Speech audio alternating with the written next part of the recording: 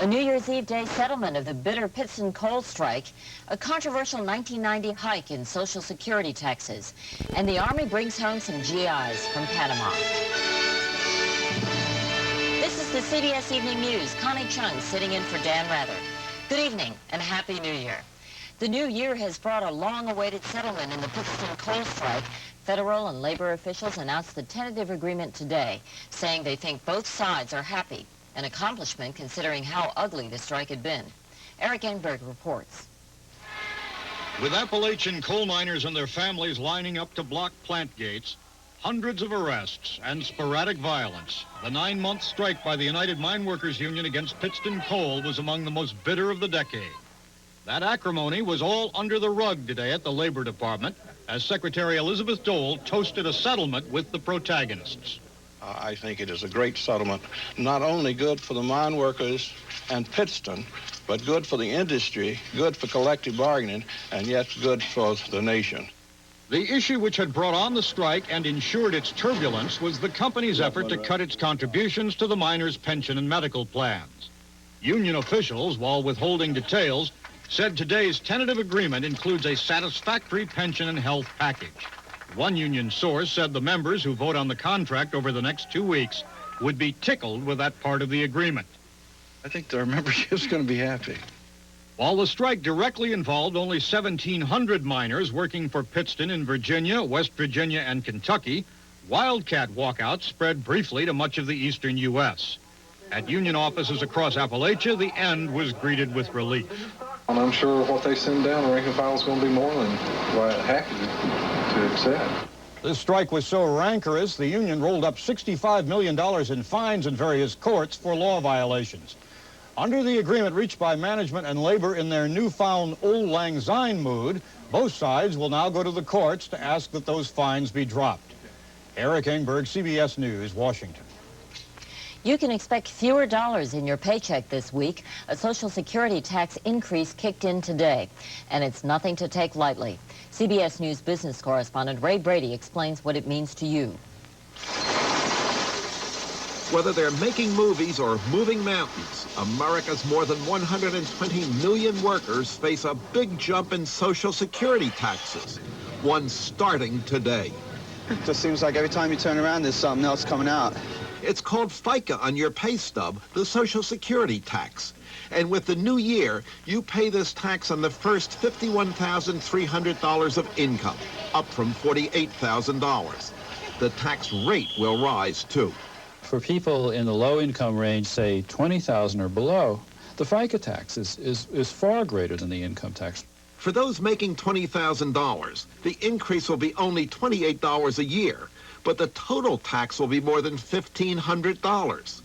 Making more than $51,300, tax up by almost $320. Total, nearly $4,000. These higher rates are to pay for the time when today's massive baby boom generation retires. So there's now a surplus. But the government has been borrowing from that surplus to pay for many government programs. It works this way. Any surplus from Social Security goes to the Treasury. That money cuts down the government's deficit, with Social Security getting a government IOU in return. An IOU, critics say, to be paid for by future generations. The word is thievery. We're not going to use a payroll tax to finance general government. Using those funds does cut a deficit that keeps climbing. But at what price, ask critics. And then when we do get down the road to having a big increase in the number of retirees, everybody's going to say, oh my God, what a crisis, what are we going to do now? And the answer will be an even sharper increase in payroll taxes. I wish I could have taken the money and invested it in a private fund rather than contributed to Social Security. I'd probably be a lot better off. All this may trigger the New Year's big battle on Capitol Hill to keep the government's hands off America's retirement account. Ray Brady, CBS News, Washington.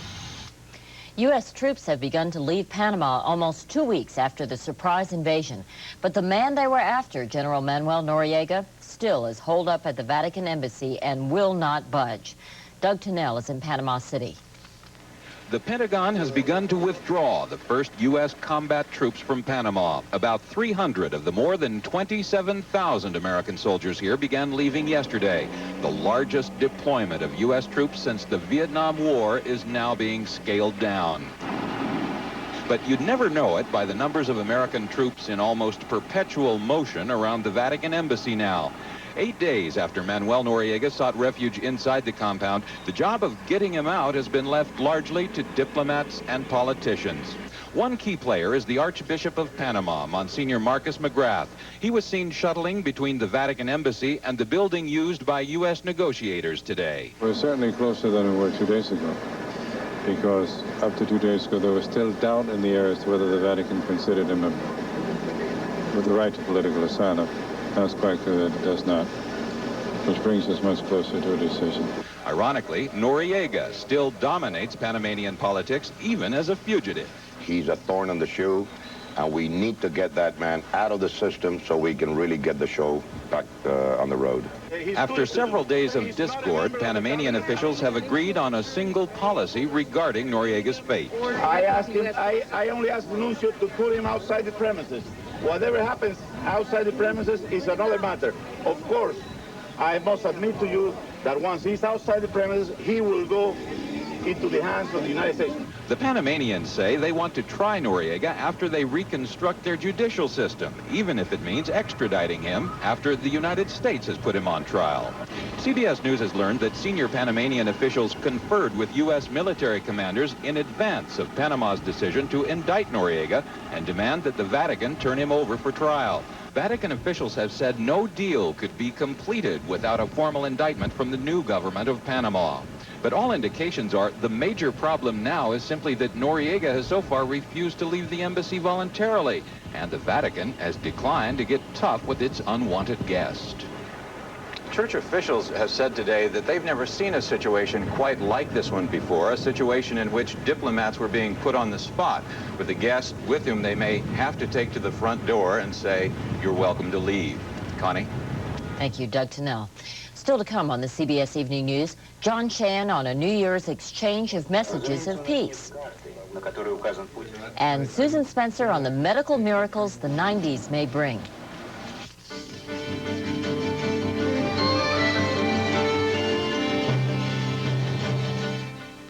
Bush and Mikhail Gorbachev traded video greetings for the new year today.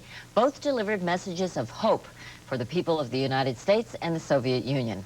From Moscow, John Chan reports how it played over there. Olga and Mark Shkolnikov sat next to their New Year's tree with their sons, Eugene and Bob, and watched President Bush deliver his greeting on television. Communism abolished Christmas along with other religious festivals, so the New Year's tree takes the place of the Christmas tree. On behalf of the American people, my wife Barbara and my family, I bring you our warmest greeting. President Bush said that lasting peace and prosperity come from a respect for human rights and the sharing of democratic values. It seems to me it was not a speech of the politician, yes? So it was a speech of the wise man. Soviet TV also showed President Gorbachev's message to the American people, an optimistic vision of the 1990s as a decade when freedom, democracy, and equality might begin to take hold all over the world. But at home, Gorbachev is under increasing pressure to crush the independence movement in Lithuania, especially since the U.S. invasion of Panama. The Americans, say the Soviet hardliners, know how to put their house in order. Should we do any less? Our house, the Soviet house in this case, being Lithuania. A few Muscovites found some New Year's cheer at a commercially sponsored concert at Revolution Square. More gathered near the Kremlin to hear the bells of St. Basil's Cathedral ringing out over Red Square for the first time since 1922, when the atheist state clamped down on the Russian Orthodox Church. For some, the bells today were an echo of the past. For others, a herald of what they hope will be a brighter and freer future in the Soviet Union. John Sheehan, CBS News, Moscow.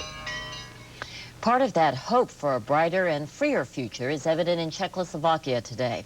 The country's new playwright president, Václav Havel, declared an amnesty for thousands of prison inmates, not to include those convicted of violent crimes or communist officials jailed for abuses of power. Peter Van Sant reports says as Czechs celebrate their new freedoms, they also face hard decisions and hard times ahead. They were dancing and celebrating in the streets of Prague this New Year's morning, rejoicing the rebirth of their nation. Everybody's crazy, everybody's just so happy, everybody is free. Czechs have much to celebrate. They have brought democracy back to their country through a remarkable revolution, and for the first time in years, Czechs have hope for the future. But if there is one sobering thought on this New Year's Day, it's that the communists have left this country in shambles. Milí spoluobčané, New Czechoslovakian President Václav Havel brought the bad news home in a speech to the nation today, saying the economy is outdated, its workers exploited, and the country's creative talent is being wasted. The problems are so terrible that and so complex that probably our greatest problem will be patience, to deal with one thing at a time, to solve it and then move on. Inefficient coal mines will be closed, the reformers say, and obsolete factories shut down, creating the first unemployment in 40 years. The environment is a disaster. Whole forests have been destroyed by acid rain. Another problem is how to transform the economy from one type to another without inflation, without serious economic problems. The old communist government had few ideas, but with the number of new faces, the Czech assembly will never be the same. Meet newly elected federal assemblyman Michael Kotsov, rock star turned reformer. We are capable of making the radical decisions necessary to build a new Czechoslovakia. Kotsov's music was banned by the communists, but now this popular musician will help orchestrate a new Czechoslovakia. Peter Van Sant, CBS News, Prague.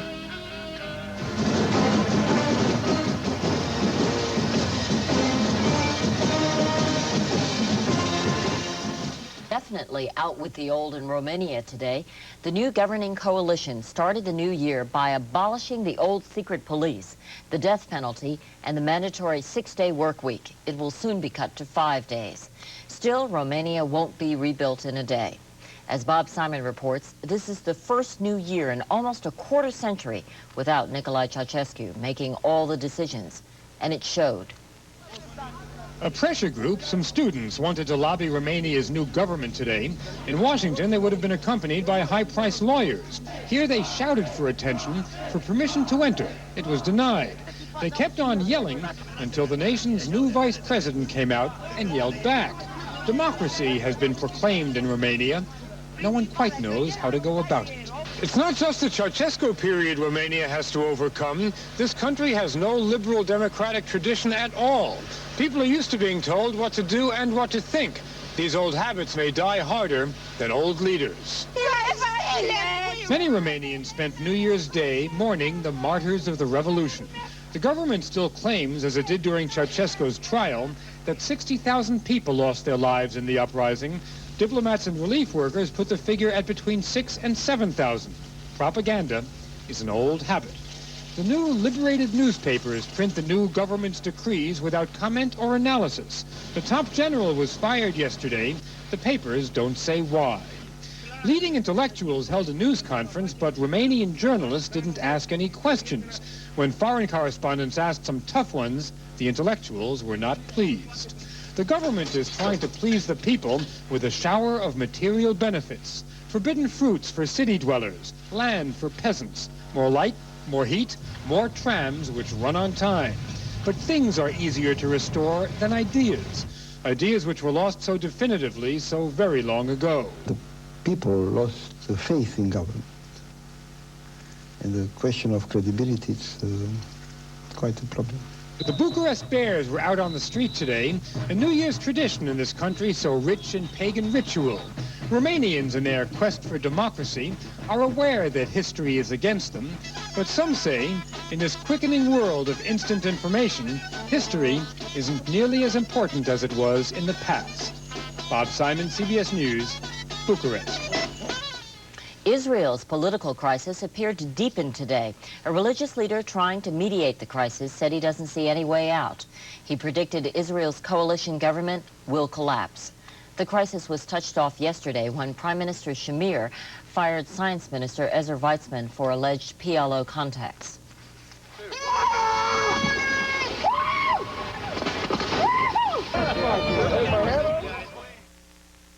My pain is at the bottom of my elbow. It's throbbing. The more you twist, the more the pain hurts. When I get a pain like that, I will take aspirin. Today, Richard Mazzancini is trying extra-strength Tylenol gel caps for pain like you. Reducing the size of the so-called Green River Task Force from a high of 56 to 7. The task force was established to check into the deaths and disappearances of almost 50 women since 1982. Across the country, another case points to the problems in solving serial killings. Jacqueline Adams reports from Rochester, New York. Police fear Rochester's serial killer has struck again. Late yesterday, they found women's clothing scattered in the snow in a suburban park. In all, 13 women have been killed, 8 since October, and 3 more are missing. Almost all of them prostitutes with cocaine habits. I'm scared to walk the streets or to go to the store because you don't know who's the person. The women were all young, all short and thin. Some were beaten, some stabbed, some strangled. All bore the scars of life on the streets. For most of the women that I've known, it seems to be the only option that is available to them to support themselves. They have few job skills and they've been sexually abused. Police admit they're baffled. Few hard leads and no definite suspects. On the streets, though, there's a theory. The killer may be a vengeful customer, perhaps someone who contracted AIDS. Maybe this guy picked up one of these girls, found out that he got burnt, and for him to get back even, he's taking these girls out one by one. And the girls are now a vital part of the investigation. They're telling us about Jans who they feel have unusual sexual habits. They're giving us information about those specific people. As I said, they've been very, very cooperative with us in this. The murders are haunting more than the prostitutes. Residents of this pretty little Rochester neighborhood where many of the girls work are not only afraid, increasingly, they're fed up. My wife and I both find ourselves going to the window to watch our children to their cars now. We never did this before. Despite the danger, local residents say there are just as many prostitutes on the street as ever. Drug addiction and the need for money apparently stronger than the fear of a killer on the loose. Jacqueline Adams, CBS News, Rochester.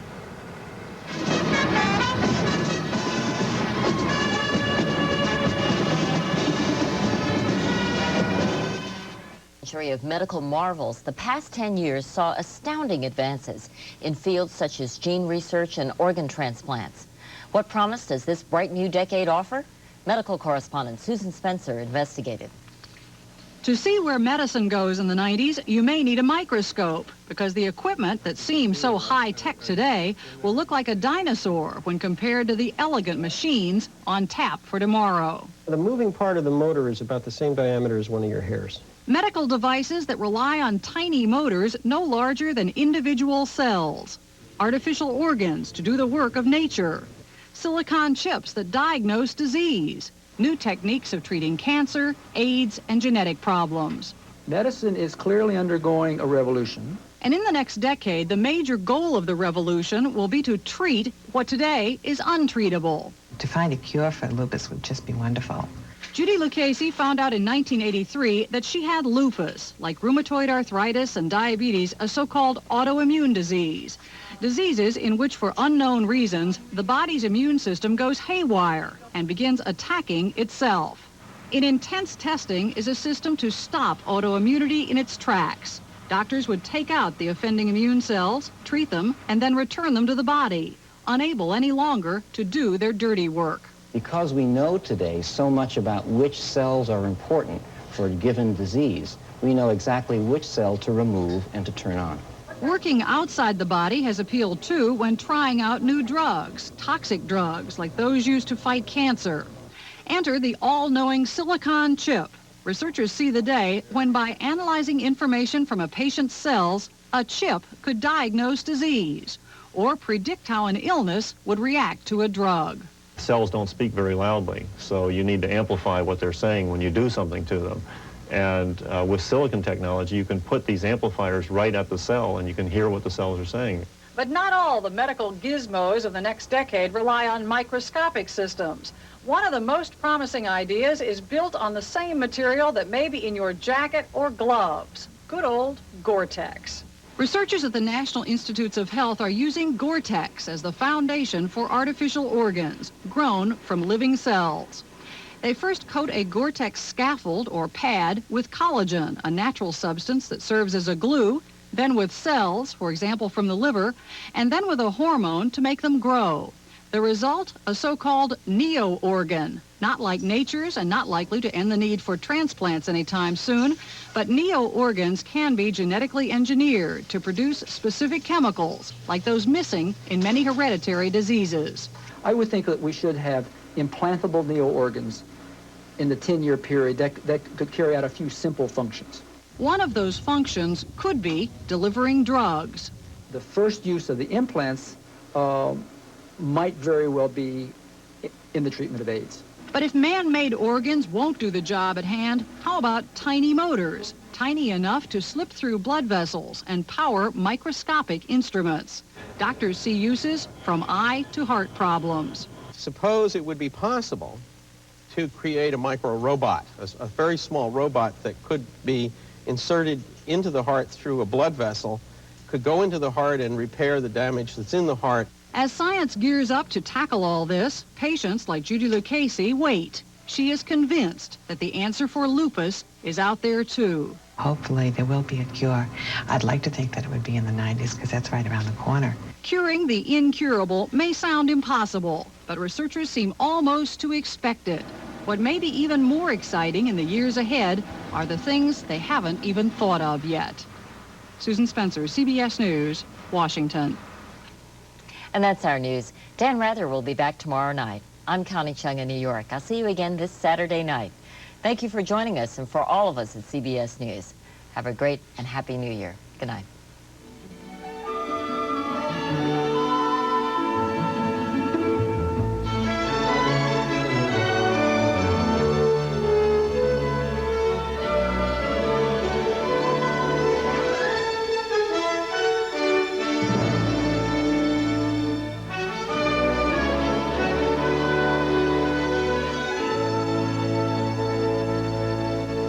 I'm Kathleen Sullivan. And I'm Harry Smith. All of us at CBS This Morning want to wish you a happy and a healthy new year. This is CBS. Just ahead on 11 News at